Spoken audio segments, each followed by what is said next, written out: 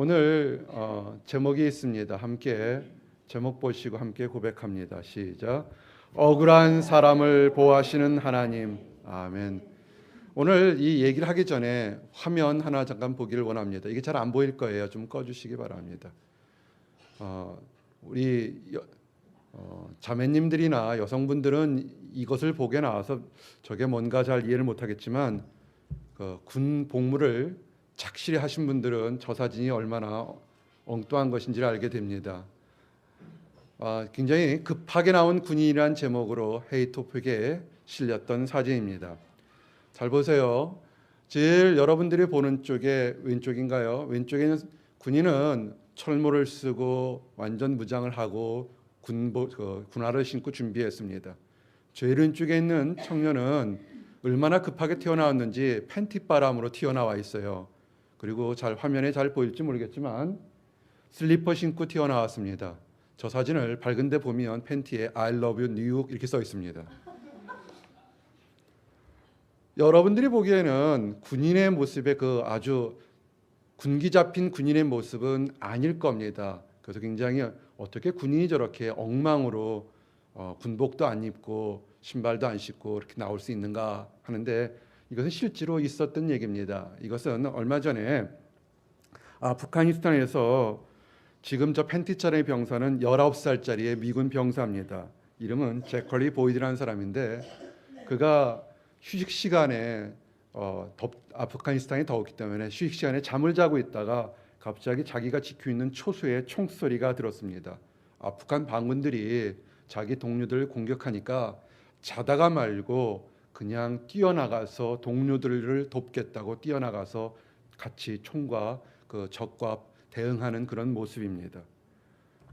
얼마나 급했으면 다른 거 신경 쓰지 않고 저 제컬리 보이드라는 청년 19살이에요. 청년의 한 마음은 내 동료들이 내가 없는 가운데 혹시 위험할까 봐 튀어나온 겁니다. 그래서 군복을 입지 않고 I love 뉴욕이라는 팬티자람으로 뛰어나왔지만 굉장히 멋있는 청년입니다.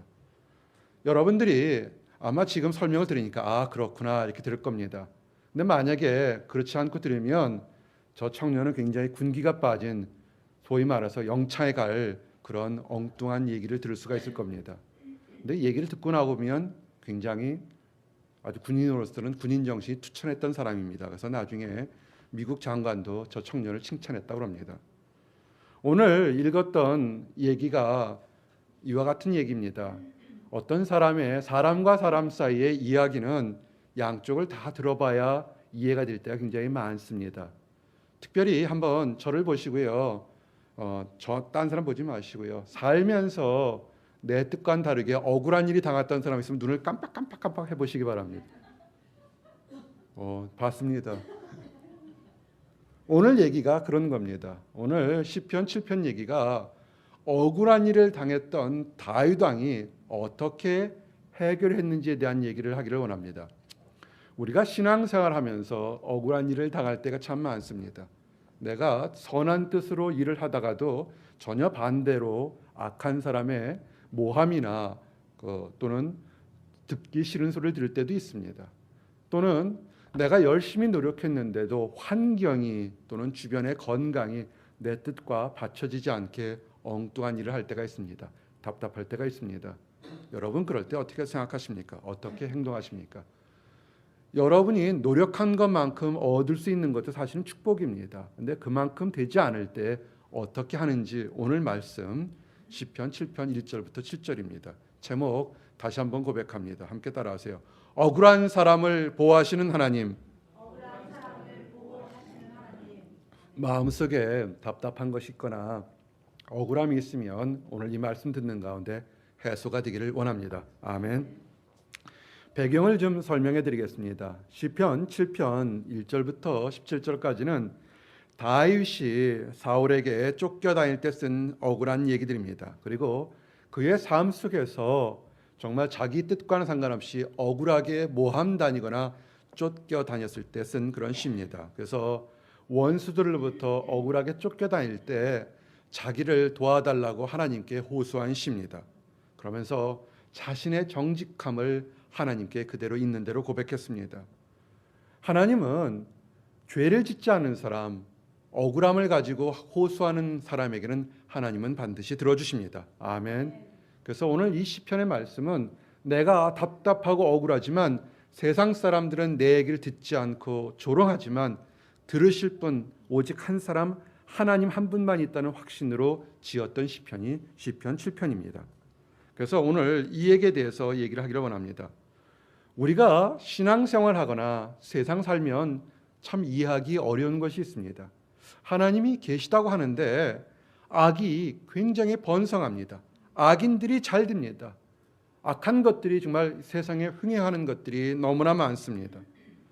하나님께서는 왜 저렇게 악한 사람이 잘 되는지에 대해서 크게 설명하지 않고 많은 경우에 성도들에게 하는 말씀이 참아서 기다리라, 이 얘기가 전부입니다. 오늘 우리 목사님께서 태평양에 물이 많아도 멸치가 입을 열지 않으면 목말라 죽는다고 한 것처럼 하나님이 침묵하시면 사람이 아무리 똑똑해도 하나님의 뜻을 알 수가 없습니다. 그래서 하나님께서 침묵하시면 악이 이 세상에서 횡행하는 것과 부조리가 횡행하는 것을 우리의 머리로는 알 수가 없습니다. 많은 사람들이 대통령 선거 때나 무슨 선거 때 되면 세상을 좀 바꿔보겠다 하지만 사실은 하나님께서 움직이지 않으면 아무리 대통령이 많이 바뀐다 하고 국회의원이 바뀌어도 그 밥에 그 나물인 것이 세상 사람들입니다. 그렇지만 우리가 하나님이 침묵하시는 것처럼 보여도 하나 확실하게 알 수 있는 것은 하나님은 반드시 죄인과 죄악에 대해서는 심판하신다는 것입니다. 다윗 왕 위에도 많은 사람들이 이렇게 억울한 힘을 당했을 때 여러 가지 방법을 했습니다. 그런데 우리가 하박국 선지자가 한 모습을 우리가 도전됩니다. 그들이 내 마음속에 지금 억울하고 불편부당한 일을 당했을 때 사람과 싸우지 마시기 바랍니다. 하나님께 부르짖기 바랍니다. 아멘. 하박국 3장 2절 화면 잘 보이세요? 보이십니까? 그럼 함께 읽겠습니다. 시작. 여호와여, 내가 주께 대한 소문을 듣고 놀랐나이다. 여호와여, 주는 주의 일을 이 수년 내에 부응하게 하옵소서. 이 수년 내에 나타내오시옵소서. 징조 중에라도 긍휼을 잊지 마옵소서. 아멘. 가끔 찬양 부흥사들이 이 찬송을 들으면서 주여 수년 내에 부응하게 하옵소서 이렇게 한다고요. 근데 그분이 성경을 모르는 거예요. 이 수년 내에 부응하게 하옵소서의 원뜻은 뭐냐면 수년 안에 악인들을 심판하옵소서 이런 뜻이에요. 이 문맥만 보면 안 돼요. 이 하박국 선지자의 전후를 봐야 됩니다. 여기서의 부응은 뭐냐면 지금 악인들이 자기 잘났다고 거짓말하고서도 잘 먹고 잘 사는데 그거 그냥 놔두지 마시고 하나님의 공의로 수년 내에 심판하시옵소서. 그래서 공의가 부응하게 하옵소서 이런 뜻입니다. 요거는 찬양 부흥사들이 잘못 쓰고 있는 내용입니다. 요건 나중에 시간 가지고 좀 설명해 드리겠습니다. 힘들고 어려울 때 한번 따라하세요. 하나님께 부르짖자. 아멘. 오늘 오기 전에 한 편지를 받았습니다. 다른 곳에서 온 편지인데요. 얼마나 좋으냐면 정말 힘들고 어려울 때 힘들었을 겁니다. 그의 가족에 갑자기 암이 발생한 것을 찾았으니까요. 한국에 방문했는데 암이 발생한 겁니다. 그걸 의사가 찾은 거예요. 얼마나 놀랬겠습니까? 그래서 오자마자 목회자에게 연락하고 기도하고, 근데 한국에 가게 되면 어쩌다 방문했는데 수술 기간이 아무리 빨라도 3월 달 중순쯤에 된다는 겁니다. 미국 생활 오래 하다가 한국 갔는데 어떻게 오래 체류할 수 있겠습니까? 아마 미국 생활 10년 이상 되게 되면 한국 가서 있을 만한 곳이 별로 없습니다. 친구도 다 떨어져 있고 별로 없습니다.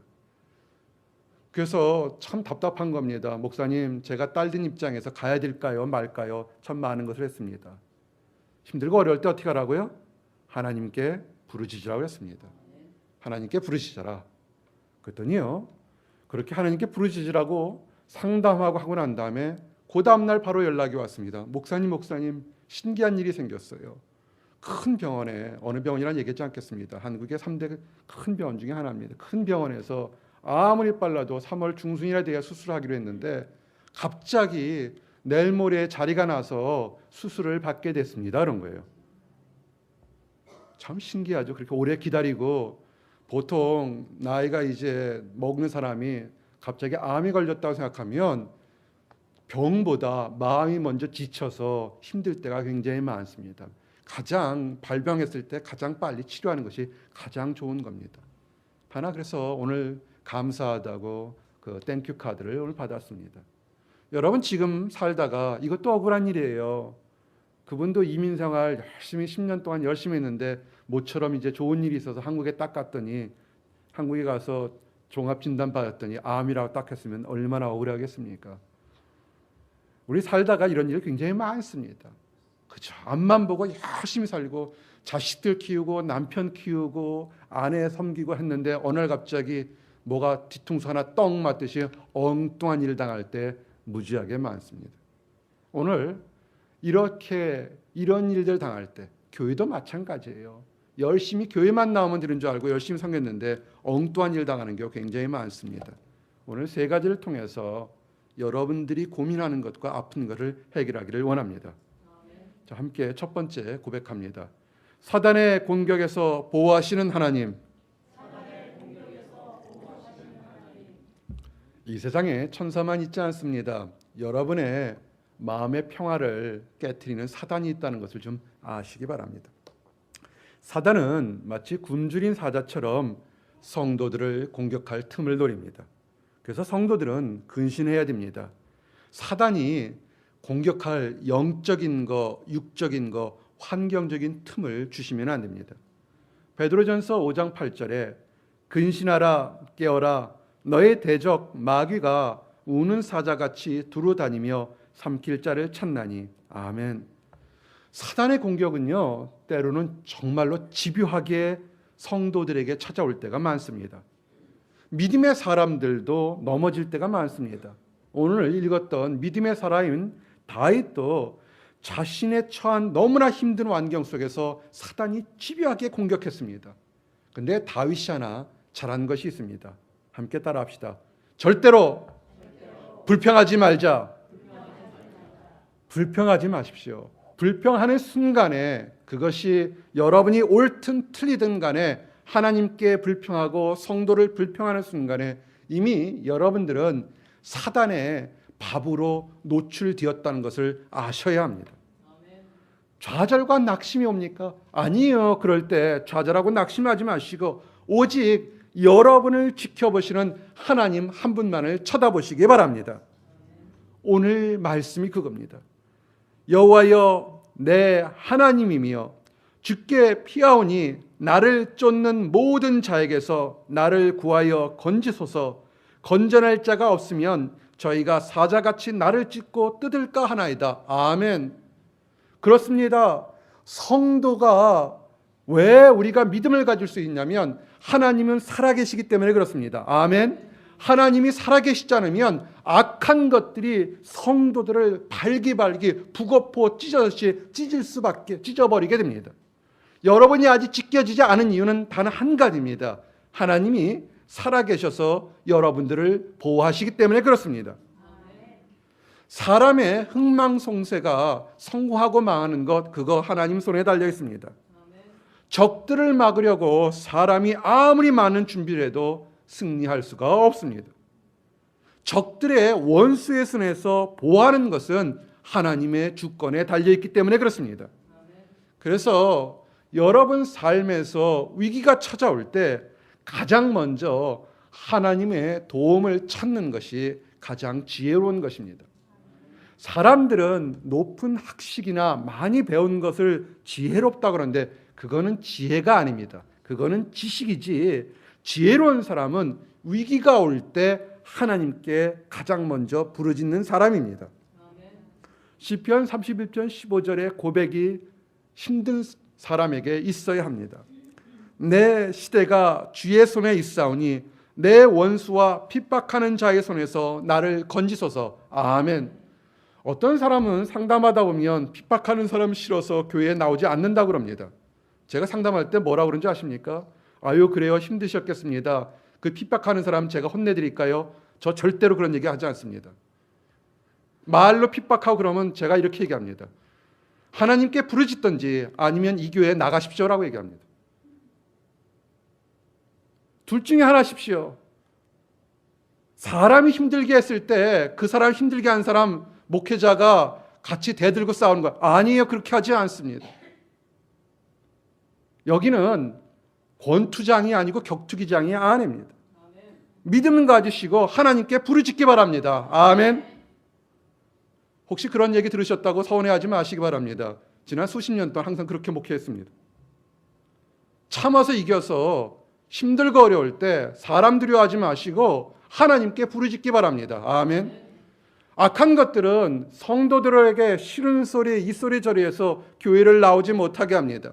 그 소리에 지쳐 넘어져서 교회 나오지 못한다면 그 사람은 이 세상 어느 교회 가서도 위로받지 못합니다. 교회에 하나님이 있는데 하나님을 떠나서 사람을 피해 도망다닌다면 어디로 가겠습니까? 다윗을 보십시오. 내 시대가 내 생명이 주의 손에 있사오니 나를 잡아주시옵소서. 내 원수와 핍박하는 자의 손에서 나를 건져내시옵소서. 이런 고백이 있어야 합니다. 아멘. 사단은요, 북어포 뜯듯이, 오징어포 뜯듯이 성도를 발기 찢어버리려고 하는 것이 사단의 목표입니다. 왠지 아십니까? 때로는 육신을 칩니다. 때로는 마음을 치고, 때로는 자존심을 치고, 때로는 건강을 칩니다.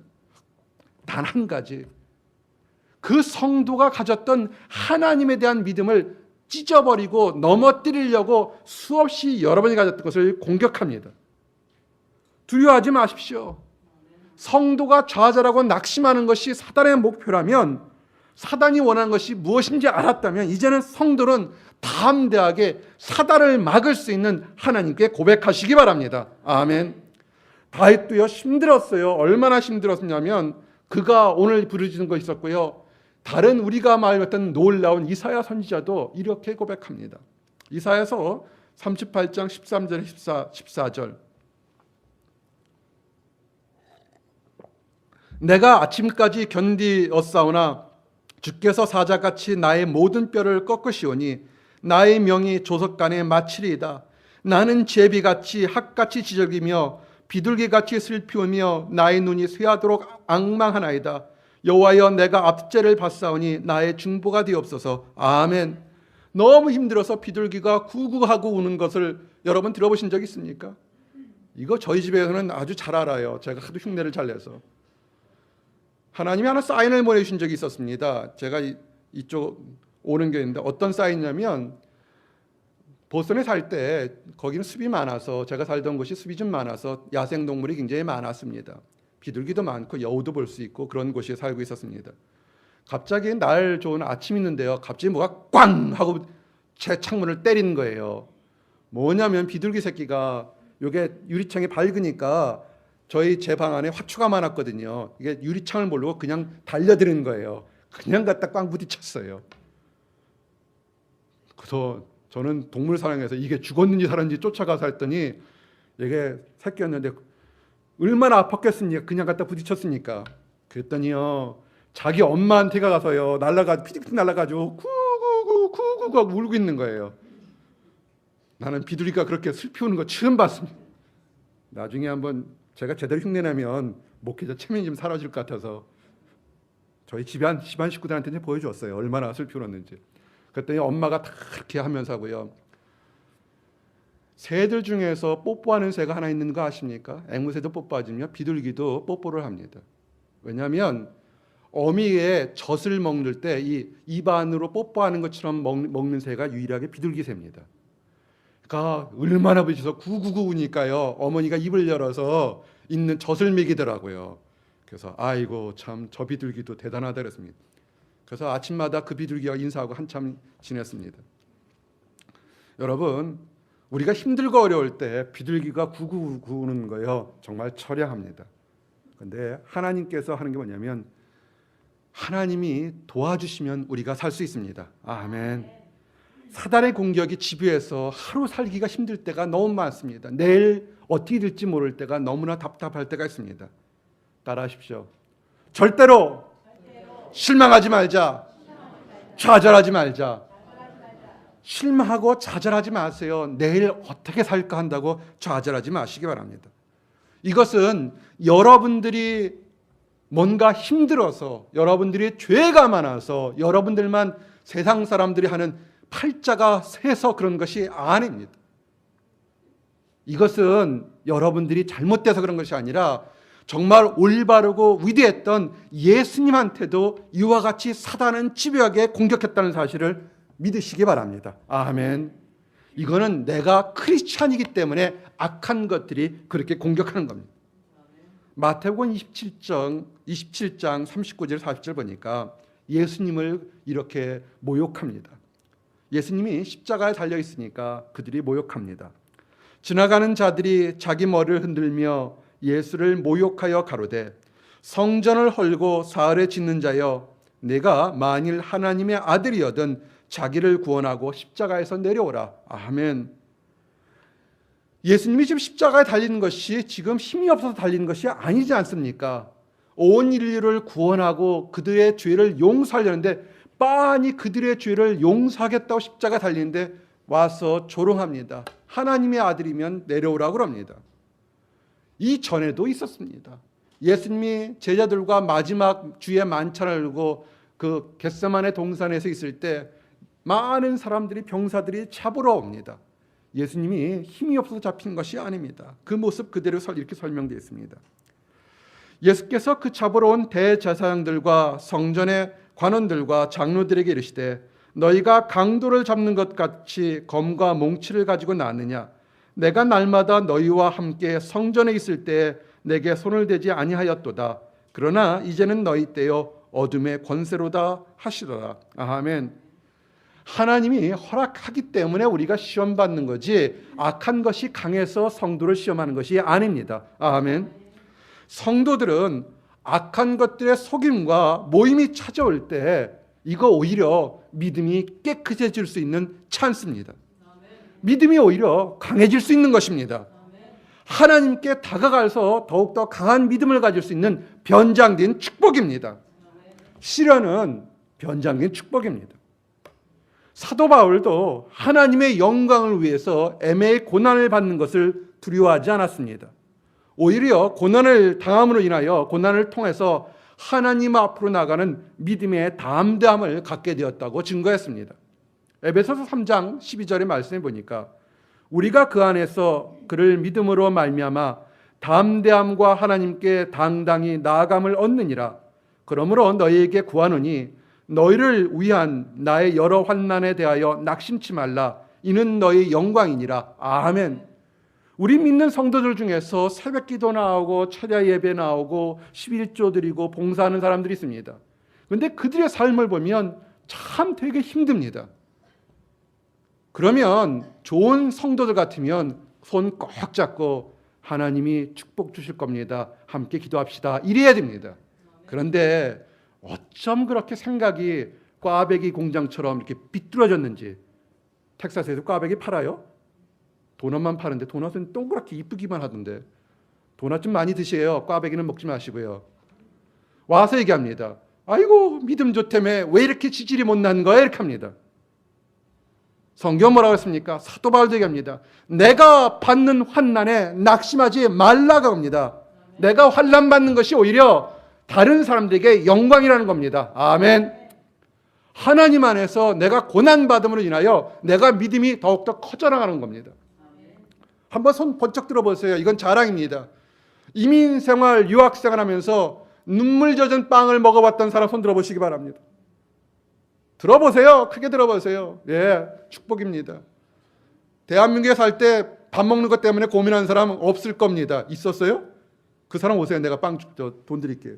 아마 없을 거예요. 그거는 나보다 나이 많은 우리 권사님 세대 때나 먹는 것 없어서 힘들었지 지금 청년 세대는 없어요. 먹을 것이 남아서 지금 문제죠. 근데 미국 오니까 어떻습니까? 유학생활 하니까 어떻습니까? 밥만 준다 그러면 뒤에 건 안 보죠. 그죠? 청년부에 밥 먹고 하자 그러면 밥 먹고 뒤에 뭐 하자는 거 보이지도 않아요. 그냥 달려와요. 그런 거예요. 누가 하나 따뜻한 밥 한 그릇 주면 그렇게 좋은 겁니다. 우리가 편안히 살 때보다 힘들고 어렵게 살아서 우리의 믿음이 순수도가 날로 높아지고 있다는 사실을 아시기 바랍니다.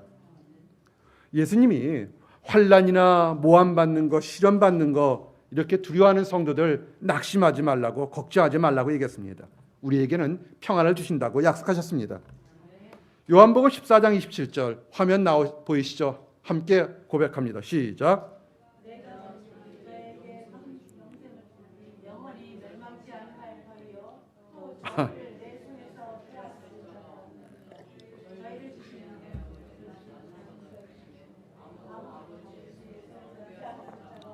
아멘. 여러분들 영생을 여러분에게 뺏기지 않습니다. 귀절 하나가 빠졌네요.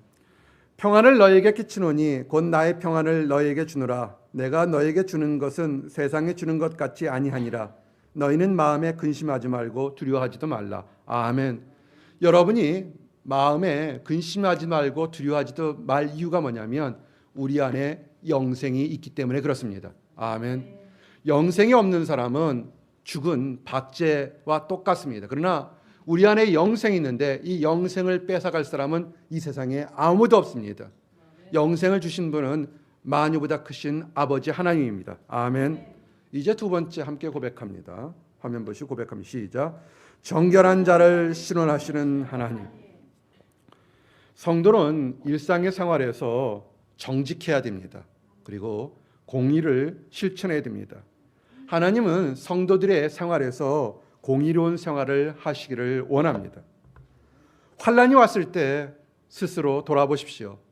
여러분이 판단해서 정말로 잘못한 것이 많아서 벌 받는 거라면 그거는 회개하시기 바랍니다. 그런데 그런 것이 아니고 내가 이리 봐도 저리 봐도 잘못한 것이 없다고 생각하면 그거는 사단과 마귀의 공격이기 때문에 뒤로 담대하시기 바랍니다. 그리고요, 절대로 사단과 마귀에게 틈을 주지 마시기 바랍니다. 환난 속에서도 정결한 행동, 거룩한 행동을 한 예가 다윗 왕을 들어볼 수 있습니다. 다윗 왕이 압살롬의 반역을 피해서 도망갈 때입니다. 압살롬이 누구냐면 자기 아들입니다.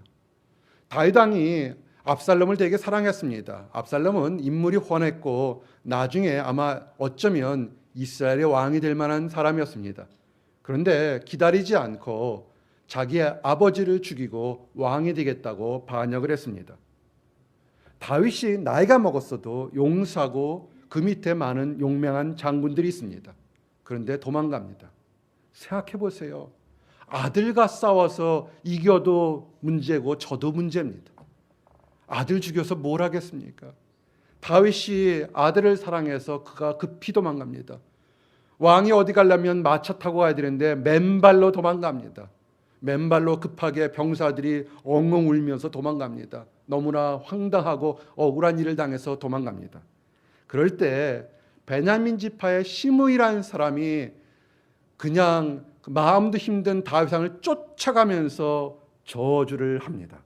참 못됐어요. 힘들고 어려울 때는 격려해줘도 마음이 될까 말까 한데 저주를 합니다. 시므이가 이렇게 저주합니다.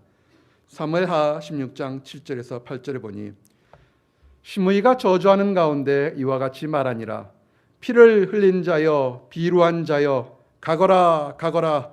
사울의 족속의 모든 피를 여호와께서 네게로 돌리셨도다. 그 대신에 내가 왕이 되었으나 여호와께서 나라를 내 아들 압살롬의 손에 붙이셨도다. 보라, 너는 피를 흘린 자인 고로 화를 자취하였느니라. 아멘. 여러분, 여러분을 힘들게 하고 이간질하거나 이렇게 비난하는 사람들 얘기 그거 다 듣지 마시기 바랍니다. 때로는 맞고 때로는 틀립니다. 사단의 얘기는요 100% 틀린 얘기 같지 않고 일부 맞은 것을 가지고 결론을 틀린 얘기를 합니다. 여기 말에 이 시므이의 말은 일부는 맞았지만 나머지는 거짓말입니다. 비루한 자라고 했습니다. 현대말로 얘기하면 별 볼 일 없는 자, 집안이 천민 집안 뭐 이런 뜻입니다. 다윗이 비루한 자 맞습니다. 이새의 집에서 8째 중에 막내로 커서 그가 자랄 때 하인처럼 나가서 자랐습니다. 환경이 좋지 않은 건 맞습니다. 그렇지만 그는 하나님으로부터 기름을 받아서 그 비루한 자에서 비천한 자에서 영적으로 환경적으로 고귀한 사람이 되었습니다. 시므이는 거짓말하고 있는 겁니다. 여러분들에게 누가 아이고 왜 이렇게 지질이 못났어 이렇게 얘기하면 그 말 믿지 마시기 바랍니다. 과거에 여러분이 어떻을 거는 또는 현재 못 산다 할지라도 우리의 신분은 왕 같은 제사장입니다. 아멘. 여러분을 비난하고 욕하는 것은 내가 어째서 아유 그러지 마십시오. 그 사람은 나쁜 사람입니다. 우리의 진정한 신분은 왕 같은 제사장입니다. 아멘. 다윗 보고 피를 많이 흘려서 너는 저주받았다 그랬습니다. 맞습니다. 다윗은 전쟁에 나가서 피를 많이 흘렸습니다. 사람을 죽였습니다. 그런데 한번 따져봅시다. 다윗이 피를 흘린 것은 자기 자신의 욕심을 흘려서 피를 흘린 것이 아니라 이스라엘은 나라를 지키기 위해서 이방 백성들과 목숨을 건 싸움을 하는 것인지 자기 돈을 얻기 위해서 싸웠던 것은 아닙니다. 자기 이득을 위해서 타인을 직접적으로 죽인 것은 다윗은 없습니다. 시므이는 거짓말을 하고 있는 겁니다.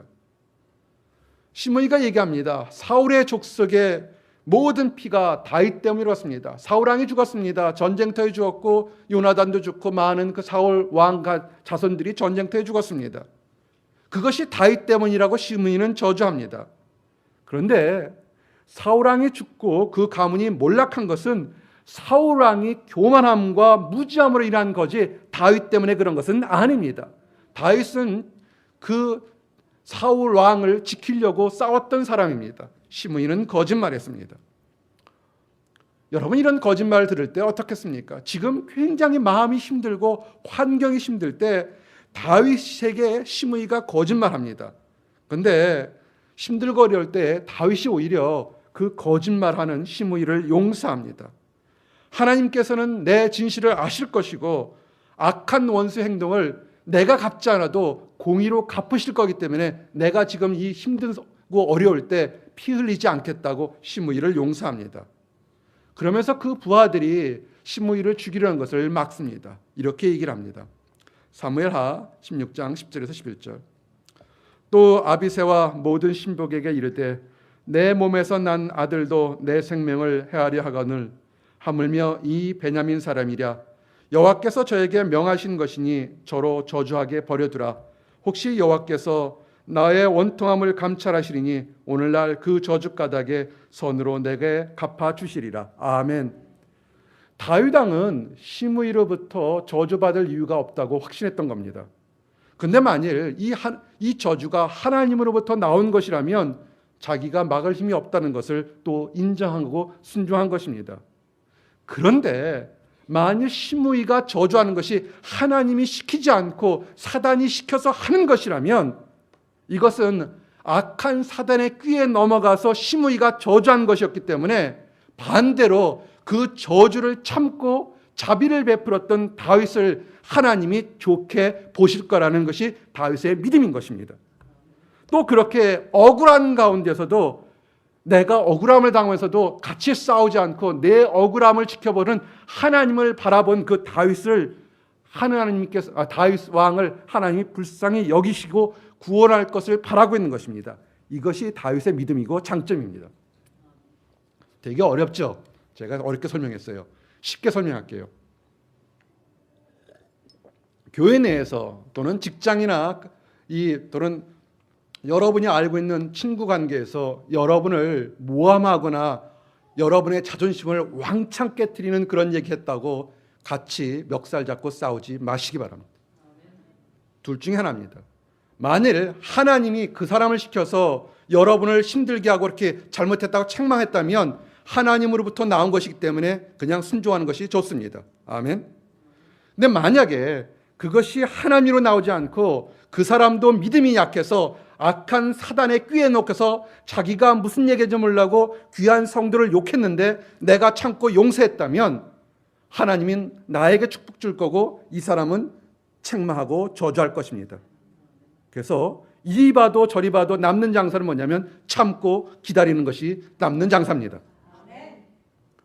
그럴 때 압살롬의 반역이 실패로 끝났습니다. 다윗이 다시 왕으로 돌아갔습니다. 시므이가 또 딸랑딸랑 쫓아옵니다. 살려주세요 그렇습니다. 그럴 때 오늘 고백이 이 고백입니다. 시편 7편 3절에서 6절. 여호와여 내 하나님이여 내가 이것을 행하였거니와 내 속에 죄악이 있거나 화칠한 자를 악으로 갚았거나 내 대적에게 무고히 빼앗거든 원수로 나의 영혼을 쫓아잡아 내 생명을 땅에 짓밟고 내 영광을 진토에 떨어뜨리게 하소서. 아멘. 다윗이 지금 과거에 자비를 베푼 것을 근거로 내가 예전에 하나님 앞에 자비를 베풀었으니까 나를 지금 지켜주시고 보호해 주셔서 이렇게 얘기하는 겁니다. 다윗의 고백은요, 외모로만 순종한 것이 아니라 그 중심을 보시는 하나님을 보고 고백했던 것을 기억하시기 바랍니다. 우리 성도들이 결백하고 정직하게 살아가야 되는 것이 여기 있습니다. 하나님은요, 겉으로서만 이렇게 잘난 척하고 잘하는 거 절대로 보지 않습니다. 하나님은 마음을 보십니다. 초대교회 때 사도 베드로도 믿음이 약해서 믿음의 축복은 겉으로 나온 유대인들에게만 가는 줄 알았습니다. 그런 베드로를 깨우치려고 하나님이 직접 베드로에게 꿈과 계시를 보여주면서 사람을 겉으로 보지 않고 속에 있는 것을 본다고 얘기를 했습니다. 그것이 백부장 고넬료가 예수님을 영접하는 모습으로 우리에게 도전이 됩니다. 사도행전 10장 34절에서 35절, 베드로가 입을 열어 가로되 내가 참으로 하나님은 사람의 외모를 취하지 아니하시고 각 나라 중 하나님을 경외하며 의를 행하는 사람은 하나님이 받으시는 줄 깨달았도다. 아멘. 하나님은요, 이 마음속에 있는 것을 보십니다. 여러분들이 주일날 예배를 드리러 올 때 언제부터 준비하셔야 되냐면 토요일 저녁부터 준비하셔야 됩니다. 아멘. 토요일 저녁부터 기쁜 마음, 즐거운 마음, 그러고서 교회로 오시기 바랍니다. 교회 오실 때 혹시라도 불편하고 답답한 마음이 있으면 이거 축사하시고 버리고 오셔야 됩니다. 아무리 11조를 많이 들고 온다 해도 마음속에 교만함이나 불편한 마음이 있으면 하나님이 그 예물을 받지 않으십니다. 한번 이제 헌금할 때요, 어떤 분들은 일불 내느라고 이렇게 부끄러워서 내지면 안 돼요. 아니에요. 작은 거는 이름 크게 써서 헌금하시기 바랍니다. 아멘. 1,000불 이상 되는 것은 익명으로 하시기 바랍니다. 큰 돈 낼 때는 익명하시고요, 작은 돈은 당당하게 하나님 앞에 나오시기 바랍니다. 하나님은요, 세무서 직원이 아닙니다. 하나님이 원하시는 것은 여러분이 예배 처소에 올 때 기쁜 마음은 즐거운 마음, 간절한 마음 들고 오는 것을 원하십니다. 아멘. 이번 주일부터 제가 보겠습니다. 이 예배당 안에서는 3가지 행위만 하시기를 바랍니다. 성경 읽는 사람, 기도하시는 사람, 찬양하는 사람만 예배 전에 있기를 원합니다. 수다 떠는 사람, 문자 보내는 사람, 잡담하는 사람은 몇 걸음 뒤에 가서 친교실 가서 마음껏 얘기하시기 바랍니다. 여러분이 그 시간에 옆에서 기도하거나 찬양하거나 성경을 읽고 묵상하는 사람 옆에서 한 주간 있었던 다정한 교제를 하는 거 좋을 것 같은데 아니에요. 사실은 사단의 꿈에 넘어가서 지금 그렇게 하고 있는 겁니다. 지금 간절한 마음이 있어서 자식 때문에, 가게 때문에 마음이 힘들어와서 기도하고 있는데 옆에서 깔깔깔고 웃고 있으면 그게 기도가 되지 않습니다. 그리고요, 일찍 오셔서 기도 제목, 편지지 이쁜 걸로 써서 하시기 바랍니다. 기도 제목만큼은 이면지 쓰지 마시기 바랍니다. 우리 복사지 쓰고 나서 이면지인데 거기다 여러분 기도 제목 쓰지 마세요. 휴지처럼. 기도 제목은, 간절한 기도 제목은 집에서 정성스럽게 써서 남들 보기 뭐하면 편지 밀봉해서 보내주시기 바랍니다. 저 이쁜 꽃봉투에 넣는 거 굉장히 좋아합니다. 그렇게 하시기 바랍니다. 악필이시면 타이프 치시고요, 한글 못 쓰시면 영어로 쓰시기 바랍니다. 하나님은 절대로 외모를 보지 않고 중심을 보시는 것을 기억하시기 바랍니다. 아멘. 이제 3번째 함께 하시기 바랍니다. 시작. 한번 저를 보시고요, 정말 이것이 예라고 하면 아멘 하시기 바랍니다. 하나님이 심판하시는 것을 믿으십니까? 아멘. 하나님은 정말 심판하십니다. 하나님은 선악을 따라서 심판하십니다. 목회하면서 참으로 많은 사람들을 만납니다. 이런 얘기 많이 듣습니다. 목사님은 인내심이 많으신 것 같습니다. 어떻게 참으십니까? 저도요, 베드로하고 똑같아요. 저희 아내에게 물어봤어요. 얼마나 성질이 우리 애 아는지 몰라요. 근데 목회하는 방법, 그 성질대로 목회 못합니다. 단 한 가지가 있습니다. 하나님이 심판하시는 것을, 축복 주시는 것을 너무 잘 알고 있기 때문에 참을 수가 있습니다. 이거 아셔야 됩니다. 잘하셨으면 하나님 반드시 축복으로 갚으십니다. 아멘.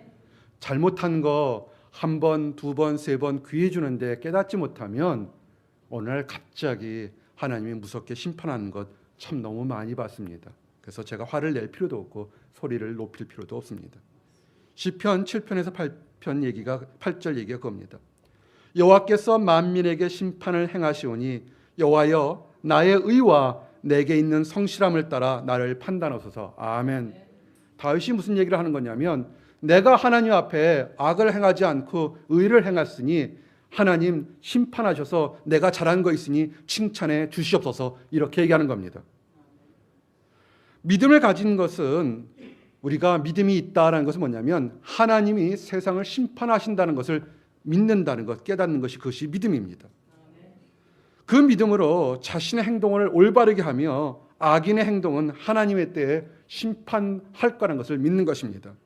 시편 26편 1절에서 2절 내가 나의 완전함에 행하여 싸우며 요동치 아니하고 여호와를 의지하여 싸우니 여호와여 나를 판단하소서. 여호와여 나를 살피시고 시험하사 내 뜻과 내 마음을 단련하소서. 아멘. 악인은 멸망할 것입니다. 그리고 그 심판은 세상이 생각하는 것보다 더욱 빨리 조속히 이루어질 것입니다. 시편 8편 11절 12절에 하나님은 의로우신 재판장이심이며 매일 분노하시는 하나님이시로다. 사람이 회개치 아니하면 저가 그 칼을 가르심이며 그 화를 이미 당기어 예비하셨도다. 아멘. 회개하지 않는 사람들이 있습니다. 악을 행하고 성도와 교회와 자기 자신에게 악을 행하는데 회개치 않으면 하나님이 이미 칼을 가르는 것으로 심판한다고 했습니다. 더 무서운 얘기가 뭐냐면요, 활로 당했는데 뭐냐면, 보세요, 하나님께서 화살을 당겨서 활을 당기는 것이 아니라 이미 당겨놓고 놓기만 하기 일보 직전처럼 당겨놨다고 얘기합니다. 심판이 바로 있는 것을 알지 못하는 것은 어리석은 겁니다. 하나님은 악인에게 심판하시는 이유가 있습니다. 왜냐하면 하나님이 살아계신 것을 보여주기 위해서라도 악인을 심판하십니다. 왜냐하면 악인을 심판하지 않으면 악인들은 이렇게 얘기합니다. 아하, 세상에 하나님은 없어. 내가 이렇게 악을 행하는데도 심판하지 않으니까 하나님은 없어. 이 얘기를 합니다. 그렇기 때문이라도 하나님은 악인을 반드시 심판합니다. 그리고 어떤 악한 사단도 하나님과 대적해서 이길 수가 없습니다. 신명기 32장 39절에 하나님께서 자기 자신을 이렇게 증거합니다. 이제는 나 곧 내가 그인 줄 알라. 나와 함께하는 신이 없도다.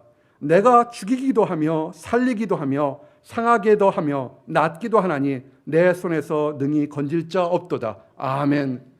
세상 다른 거 의지하지 마시기 바랍니다. 내 자신 경험 의지하지 마시기 바랍니다. 잘못하고서도 아무 일이 없었다고 경험을 의지하고서 웃지 마시기 바랍니다. 화살을 당긴 하나님의 손을 볼 수가 있습니다. 한번 따라 하십시오. 하나님 안에서 회개하자. 잘못한 거 있으면 회개하시기 바랍니다. 심판하시는 하나님은 지극히 높으신 하나님입니다. 다윗은 하나님이 주시는 영감으로 하나님이 지극히 높은 지위와 권위를 찬양했습니다. 시편 7편 17절 마지막 절이 그런 겁니다. 내가 여호와의 의를 따라 감사함이며 지극히 높으신 여호와의 이름으로 찬양하리로다. 아멘. 여기 지극히 높으시는 그 히브리어 뜻은 엘리온, 이런 뜻입니다. 이 단어를 다윗이 쓴 것이 굉장히 영감 있는 겁니다. 이 엘리온이라는 단어는 창세기 때 아브라함이 썼던 단어입니다. 그것은 뭐냐면 그 당시 예루살렘 왕 멜기세덱이 하나님을 부를 때 지극히 높으신 천재의 주제라고 불렀던 그 엘리온을 지금 다윗이 쓰고 있는 겁니다. 창세기 14장 19절에 그가 아브라함에게 축복하여 가로되 천지의 주제시여 지극히 높으신 하나님이며 아브라함에게 복을 주옵소서. 아멘. 지금 다윗이 아브라함 때 아브라함이 받았던 그 축복을 주셨던 하나님의 이름으로 지금 나에게 축복을 달라고 기도하고 있는 겁니다. 다윗이 이런 엘리온이라는 이름을 사용하면서 하나님은 모든 우주를 통치하시는 그 주제이시고 왕이신 것을 선포한 것입니다. 사랑하는 성도 여러분, 믿음 생활을 올바르게 하려다가 환경이나 사람으로부터 억울한 일을 당할 때가 있습니다. 때로는 믿음 생활 같이 하는 성도들로부터 시샘당해서 믿음 성장하는 것을 방해받을 때도 있습니다. 그리고 사단과 마귀로부터 공격당할 때도 있습니다. 함께 따라합시다. 두려워하지 말자. 절대로 두려워하지 마시기 바랍니다. 우리의 하나님은 우리의 억울함을 들으시는 하나님이십니다. 우리의 하나님은 우리를 보호하시는 하나님이십니다. 오늘 말씀 세 가지 요약이 그겁니다. 사단의 공격에서 보호하시는 하나님을 믿으시기 바랍니다. 아멘. 거룩한 자, 올바르게 살려고 하는 사람을 반드시 대신 갚아주시고 보호하시는 하나님이십니다. 그리고 의인에게는 칭찬을, 악인에게는 심판하시는 하나님이십니다. 그래서 이것을 믿으시고 어떤 환경에서도 좌절과 낙심하지 마시고 하나님만을 붙잡고 나가시기를 원합니다. 그래서 칭찬받는 모든 성도들이 되시기를 예수님 이름 받들어 축원합니다. 아멘. 기도하시겠습니다. 하나님 감사합니다. 아버지, 이 저녁에 불러주심을 인하여 감사합니다. 우리가 이민생활, 유학생활 하면서 우리의 마음을 힘들게 하고 어렵게 하는 것들이 있습니다. 우리의 환경에 갑작스러운 재앙을 만날 때가 있습니다. 아버지, 결코 낙심하고 좌절하지 않게 하시고 오직 하나님만을 붙잡고 나아갈 수 있도록 인도하여 주시옵소서. 원수들이 한 길로 왔다가 하나님의 이름으로 7길로 도망가는 역사가 일어나게 하여 주시옵소서. 아버지, 우리들 하나님 앞에서 거룩한 생활하기를 원합니다. 죄 속에 빠지지 않기를 원합니다. 아버지 하나님, 혹시라도 우리가 범죄하였으면 오늘 회개하며 깨끗해질 수 있도록 인도하여 주시옵소서. 감사드립니다. 예수 그리스도 이름 받들어 기도드렸습니다. 아멘.